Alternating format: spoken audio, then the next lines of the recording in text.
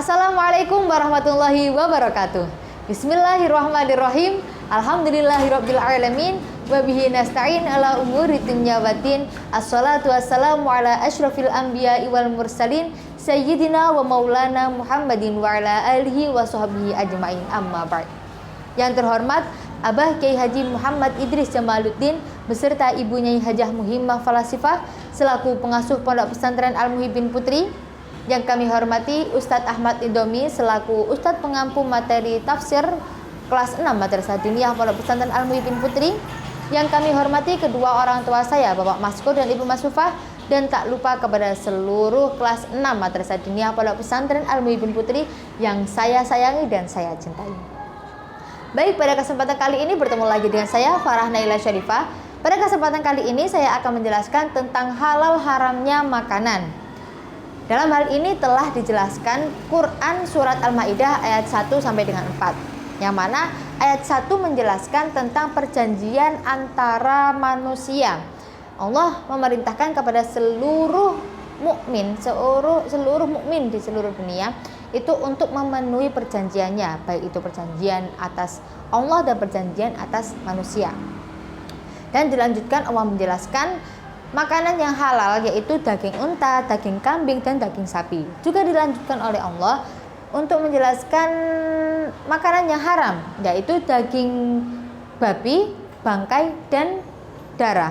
Juga Allah menegaskan bahwasannya dalam keadaan ihram itu tidak boleh memburu. Jika dia memburu maka dagingnya berhukum haram. Selanjutnya diterangkan ayat lainnya, itu diterangkan bahwasannya ada makanan yang haram itu dengan 11 cara, dan yang satu itu adalah perbuatan. Yang pertama yaitu disembelih tidak menyebut nama Allah, yang kedua terjatuh tidak sampai tersembelih, yang keempat tercekik, yang ketiga tercekik, yang keempat terpukul, yang kelima tercakar, yang keenam tidak disembelih dengan alat yang tajam, yang ketujuh darah, 8 daging babi, yang kesembilan bangkai. Ini mengecualikan bangkai belalang dan ikan ya. Kenapa kok bangkai belalang dan ikan tidak termasuk bangkai yang diharamkan?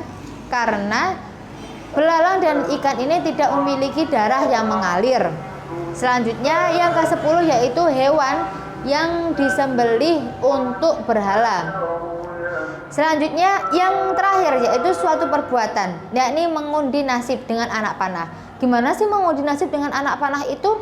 Mengundi nasib dengan anak panah adalah yang mana ada orang tidak bisa menentukan nasibnya, akhirnya dia melontarkan anak panahnya. Jika anak panah tadi ke barat, timur, selatan, utara, maka ia mengikuti anak panah tersebut. Dan itu adalah perbuatan yang diharamkan karena seperti tidak percaya kepada Allah. Selanjutnya asbabun nuzul ayat ini adalah ketika kaum musyrikin itu beribadah ke Baitullah, mereka membawa hewan kurbannya, dan di sana mereka ternyata itu mengusik dan mengganggu ritual-ritual haji. Di samping mengusik dan mengganggu ritual-ritual haji, mereka juga berkorban di sana. Dan di sini itu banyak kedengkian yang muncul. Akhirnya Allah menurunkan ayat ini. Adapun dasar hukum, apa yang dimaksud dengan akad-akad pada ayat di sini sih? Yang dimaksud akad-akad di sini adalah akad perjanjian. Akad perjanjian dalam syariah, dalam muamalah, dan akad-akad dalam makanan-makanan yang halal dan makanan-makanan yang diharamkan. Selanjutnya, apa saja binatang ternak yang diharamkan seperti yang disyaratkan dalam ayat?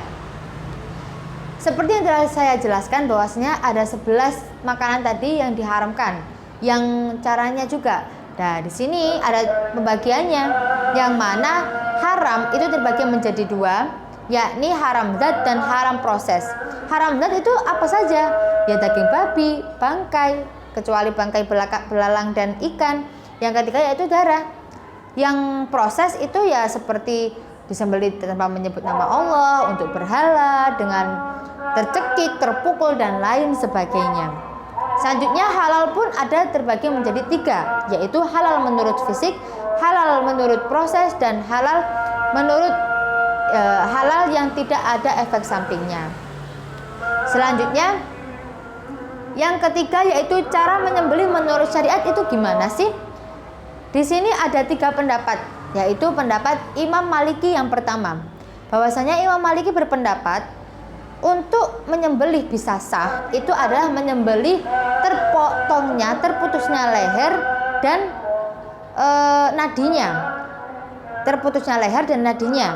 Sedangkan yang kedua pendapat Imam Syafi'i cukup hanya memotong kerongkongan saja, tidak dengan urat lehernya. Sedangkan yang pendapat ketiga itu menurut Imam Abu Hanifah menjelaskan bahwasanya penyembelihan bisa sah itu dengan menyembelih kerongkongan saja dan salah satu dari urat lehernya. Adapun alat untuk menyembelih itu harus alat yang tajam. Kenapa kok alat yang tajam?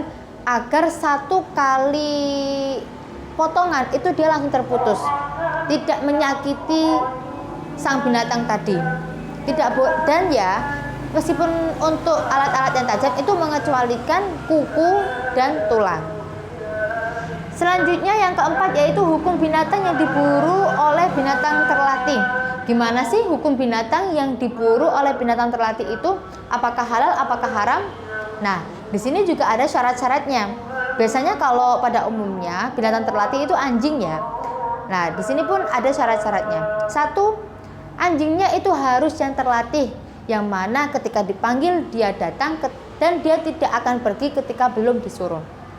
Yang kedua, anjingnya itu harus cerdas dan ya tadi sama dengan terlatih, beda dengan anjing-anjing yang biasanya. Yang ketiga, anjing tadi belum memakan sedikit pun dari binatang yang diburunya. Yang keempat, melepaskan binatang dari anjing tadi dengan membaca basmalah, lalu disembelih dengan menyebut nama Allah.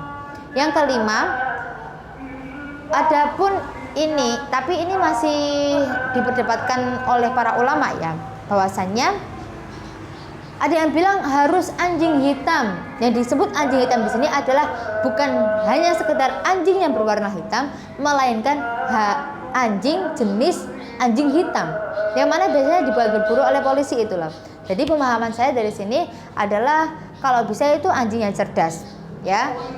Dan biasanya kalau pada umumnya anjing yang cerdas itu adalah anjing yang berwarna hitam, anjing jenis hitam. Tapi untuk pendapat ini itu masih diperdapatkan oleh para ulama. Baik, dari sini pada intinya halal haram itu ada pembagiannya. Yang haram itu ada pembagian zat dan pembagian proses. Untuk halal ada dari fisik, maksudnya zat, proses, dan tidak ada efek sampingnya. Sudah, sekian dari saya. Apabila ada kata-kata yang kurang berkenan dalam menjelaskan halal haram makanan ini, saya mohon maaf yang sebesar-besarnya.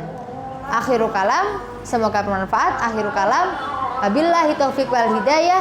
Wassalamualaikum warahmatullahi wabarakatuh.